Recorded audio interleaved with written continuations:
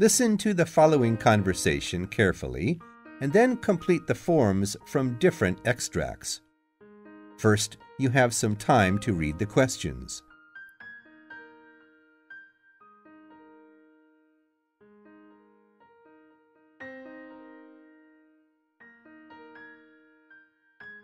Now here are the 3 messages. Message 1. I've lost 2 credit cards. One is a Visa, the other is a MasterCard. What can I do? Don't worry. What's your name, please? My name is Ronald Howard. Howard, Howard. Do you know the numbers of the lost cards, sir? Yes, I wrote them down here. The Visa is number 6091 1313 9781 0231. And the MasterCard is number 7228 6718 7217 5059. Do you still remember the expiration date of the cards? Yes, the Visa expires in November 2014, and the MasterCard in January 2015. Thank you, sir. Could you show me your ID card? Here you are. Thank you. Please come by the office on Wednesday so that we can issue 2 new cards. Message 2. Could you show me the menu, please? Here you are, sir. Will you dine à la carte or the table d'hôte? I think the table d'hôte will do very well for me. Does it include an appetizer, soup, and so forth? Yes, sir. The table d'hôte includes an appetizer, soup, salad, choice of dessert, tea, or coffee. Is there any particular dish you would recommend? The roast duck is very good tonight, and we also have several special chicken dishes if you like chicken. Okay, I'll take the roast duck and some veal. Do you want to drink something? A bottle of beer. Will you order your desserts now? Apple pie, ice cream, or cakes? Apple pie, please, and a cup of coffee. Okay. Wait a minute, I'll bring you the appetizer right away. Message 3. Good morning, sir. Welcome to the Ambassador Hotel. Thank you. I've got a reservation through my secretary. My name is Reed, Reade. Just a minute, please. Yes, you've got a reservation. A single room for 3 days. The room number is 1201. Here is the key. Thank you. Could you show me your passport? Your passport number? Its number is JDA 2151623. How many pieces of luggage do you have? Just these 3, 2 suitcases and 1 bag. Okay. Please sign the register here, and the porter will take your luggage to your room. Here is the register. Thank you very much. You're welcome. I hope you'll enjoy your stay here.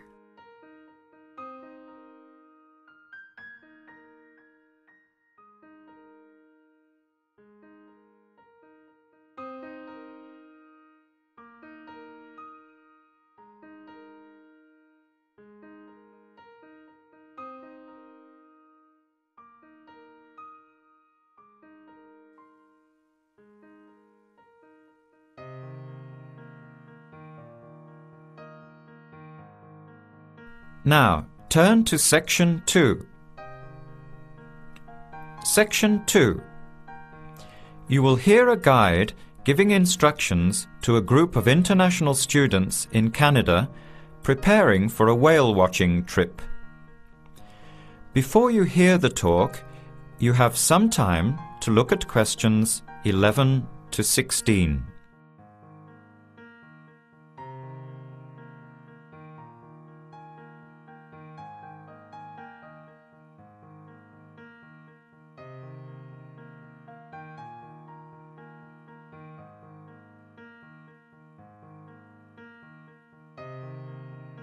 Now listen carefully to the first part of the talk and answer questions 11 to 16. Hello, everyone. Glad to see so many happy faces on this wild and windy day. Are you all ready to go looking for whales? I'm Tony, and our other guide today is Dale. We'll be using these 2 rubber boats you see here, and our trip today will take 3 hours. In a few minutes, we'll be heading into part of the largest temperate rainforest of the Pacific Northwest. I'll show you our route on the map here. This is where we are now. We'll be leaving the sheltered bay and heading out across the mouth of the bay toward the open water. As you know, last night there were strong winds in the area, so we can't go out into the ocean as we had planned. Near the mouth, the water will be quite rough. That's where we are most likely to spot orcas, or killer whales as they are also called. After crossing the mouth of the bay, we'll enter the calmer, shallower waters. This is where you look for gray whales. Then we will continue up this narrow inlet close to the shore. You will have a great view of giant fir and cedar trees that have never been logged. Here is the place to watch for wildlife. You are likely to see bears along the shore and eagles in the sky overhead. Right at the back of the inlet here are the hot springs where we will be stopping for an hour. You can have a soothing soak in bubbling hot water before the return trip. I'll tell you a little bit about the whales now, because with the noise of the wind and the engine, you won't be able to hear much out there. As we head out in the boat, we will probably see dolphins first. They are a gray color and quite small, 1 to 2 meters long. They will swim right beside the boat, racing along and sometimes jumping out of the water just ahead of us. They swim very fast, and they are playful and curious. They're really fun to watch. The next ones we'll see are orcas, or killer whales, which are actually members of the dolphin family. They are 7 to 8 meters long, very fast, and they have sharp teeth. Some stay in these waters all year round. We identify them by the distinctive black and white color. They feed mainly on salmon in these waters, but the orca diet can include seabirds, seals, dolphins, and other mammals. They can be fierce hunters, and this is why they are called killer whales. We should start watching for them as soon as we get out toward open water. We're likely to spot the orcas from a considerable distance. Watch for the black and white marking and mist spouting from the blowholes on top of their heads. Just outside the inlet is where we will probably see gray whales. The grays are migratory. They pass through here twice a year, moving from far in the north where they feed to the warm southern waters where they breed. You are very lucky today because several have been reported in the area. Unlike the orcas, grays are solitary, except when you see a mother with a calf. The gray whales are much longer and heavier than the orcas, 14 meters long, and weighing up to 30 tons. The gray whales are filter feeders, gathering tiny ghost shrimp from the sand at the bottom. We recognize grays from their tail fins because each one is different. Once we find the whales, we'll come up as close as we can safely. We are allowed to approach the whales no closer than 50 meters, but that feels pretty close when you are in the presence of animals this big. You'll see mist coming out of the blowholes when they breathe out, and you'll hear a loud hiss. If we are downwind, we might even be able to smell them, a strong, fishy smell. Before the talk continues, you have some time to look at questions 17 to 20.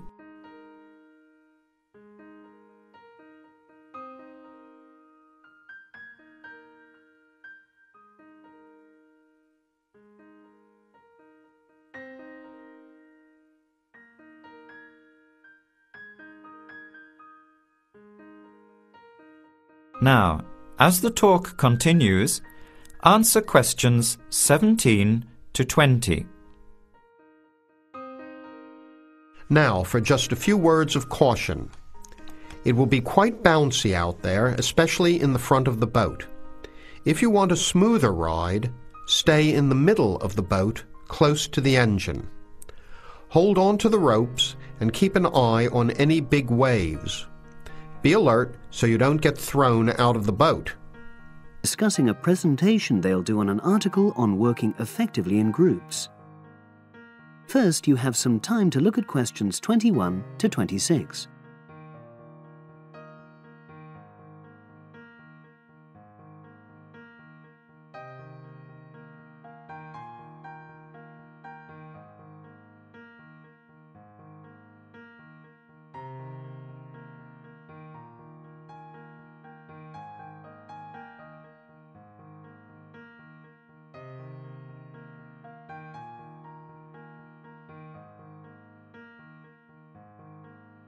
Now listen and answer questions 21 to 26. So, Brad, what did you think of the article on group work? Oh, hi, Helen. Yeah, it was pretty good, with helpful pieces of advice on how to make group work effective. I think we were lucky to be given such a straightforward text to present at the management skills seminar. Yeah. Actually, shall we discuss it now? Have you got time? Sure. It's only a 10-minute presentation, so we just need to explain and then give our views on the main points raised in the article. I'll jot down some notes. Right. So, there are 3 main sections. I suggest we start with listening. Yeah, effective listening in groups, because it's not something that's frequently covered on courses in our field. No, and we should say that in the presentation. Yeah. And also effective listening's pretty simple, you know. I don't think it's hard to learn. Well, people think it's easy, but in my experience, most of us tend to be very lazy listeners. Okay, I wouldn't argue with that.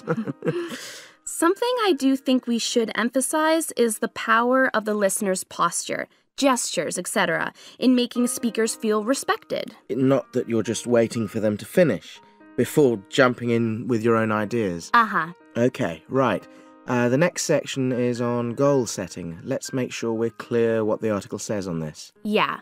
Well, firstly, it says that all group members must be given time to explain their own goals. That's it, yeah. And then, did it say that the whole group should agree on common goals? That's a bit too strong. It's more that everyone's agendas should be equally acceptable. But it does say that goals have to be realistic, you know... Achievable within a particular time? You've got it. That's really what the article's saying. There isn't really any point in having ideals if group members know they won't come to anything within a reasonable period. So, I think a summary covering those points will be enough for that part of the presentation, don't you? Yep. Now, the last section is about conflict resolution. Actually, I thought it was the worst part of the article. Me too. I don't think it went into sufficient detail on the issue. Actually, I thought it devoted too much space to it, but that it was all rather boring, you know? It didn't mention some of the more radical theories. Absolutely. I found that really irritating. Right, and also I think it could have said more about conflict sometimes being healthy in groups. Absolutely. It just mentioned rather glibly about how we should avoid thinking of winners and losers, and that quick resolution of conflict is always desirable. Without explaining what these terms mean? Well, it gives quite detailed definitions, but doesn't develop a proper argument. Right. So, for the presentation, I think we just give some definitions and then explain what we felt were the weaknesses in the article's treatment of conflict resolution. Yeah, good. Now you have some time to look at questions 27 to 30.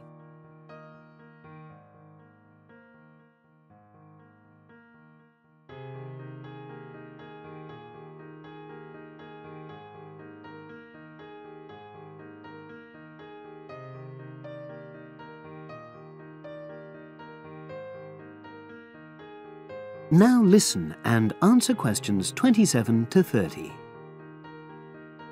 So, let's think about what we have to prepare for the actual presentation. Well, I suppose we'll use PowerPoint, but I'm hopeless at using it, especially if it has any visuals. I really have to look into doing a course on it because I know I'll need it in the future. Don't worry, I'm quite happy using PowerPoint and I'll put it together when everything else is ready. That's a relief. But yes, do that later. Okay. Now, I heard the tutor saying we have to include some well-chosen quotations from the article. I'm not sure if we do. I'll email him to find out. No need, I can just have a look at the specs he gave us when he set the task. That'll be quicker. But the tutor definitely said we have to prepare a handout to go with the talk. I'm not really sure how we do that. Sarah did one last year. Who's she? She's doing the same option as me on marketing. I'll ask her advice on what to include. Great. So that just leaves the bibliography at the end. I suppose it'll mainly be articles. Yeah. So we'll just look on the web, and we can leave that till later. But we've been advised against that. Well, we could have a look through some journals in the library. I think we should start by looking through module handbooks. I think that'll give us some good leads. Yeah, you're probably right. So, that's all the topics. That is the end of section 3. You now have half a minute to check your answers.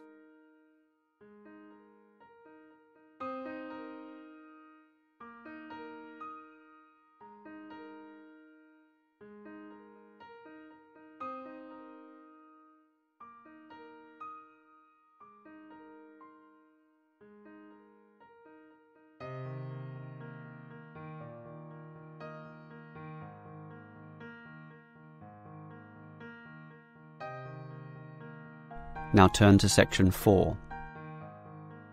Section 4. You will hear a lecturer discussing public parks. First, you have some time to look at questions 31 to 34. Now listen carefully and answer questions 31 to 34. Most of us are familiar with a local park. We spend time there, play there, and have some of our best memories in these places. But what is a park? Basically, it can be defined as a natural, or at least semi-natural, piece of land, planted with a variety of trees, bushes and flowers, protected and reserved for the enjoyment of all citizens. There are usually regulations about the sorts of behaviour that can take place within, and sometimes there are facilities such as children's playgrounds or fields for ball games and other sorts of activities. For this reason, if there is grass, it is kept short, and this also discourages the breeding of insect pests. A well-maintained park actually needs a lot of people to look after it, and more so if the park showcases special plants, flowers or trees, in which case it is called a botanic garden.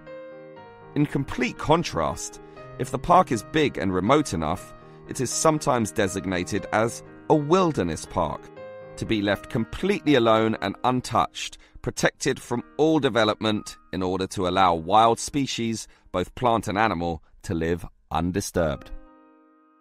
But it is the urban park, the sort of park that most people are familiar with, that I want to talk about now. These preserve natural landscapes for the pleasure of the urban population, most commonly just for passive recreation. In other words, allowing people just to observe the trees and lie in the grass. And such passive recreation is certainly needed. Before you hear the rest of the lecture, you have some time to look at questions 35 to 40. Now listen and answer questions 35 to 40. Continuing on the subject of parks, it might surprise you to know that once there were none. 1,000 years ago, there was no need, since there were already extensive open spaces, forests and wilderness surrounding most cities and towns, for example in Europe. These dark, dank forests were large and even dangerous, full of wild animals and with the potentially fatal result of getting lost. Hence, fairy tales evolved about witches living in these areas and the wolves and bears which could threaten young children. However, with the rapidly increasing human population, the original wilderness and natural open spaces were intruded upon. Forests were cut down as population spread, and with them, urban pollution and further deforestation. But it was only with the advent of the Industrial Revolution that people realised natural areas needed to be preserved to give the populace access to the sort of nature that was fast disappearing due to the uncontrolled development and demand for resources. The first park expressly designed for that purpose is usually considered to be Prince's Park in Liverpool. This was in 1841 on land donated to the public by a rich iron merchant. With such a generous donation, worth about £50,000, the council decided to invest £5,000 of its own money in making it look good. Consequently, they hired a landscape designer, Joseph Paxton, who designed twisting turning pathways among shade-giving trees, all based around a central lake. In many ways, it became the prototype for all later large parks, including the famous Central Park in New York. But if we were to pick the park that most people are familiar with, it would be the much smaller neighbourhood park. These can be tiny, but by being in the midst of extensive development and dense populations, they are increasingly seen as a refuge where one can get a glimpse of true nature.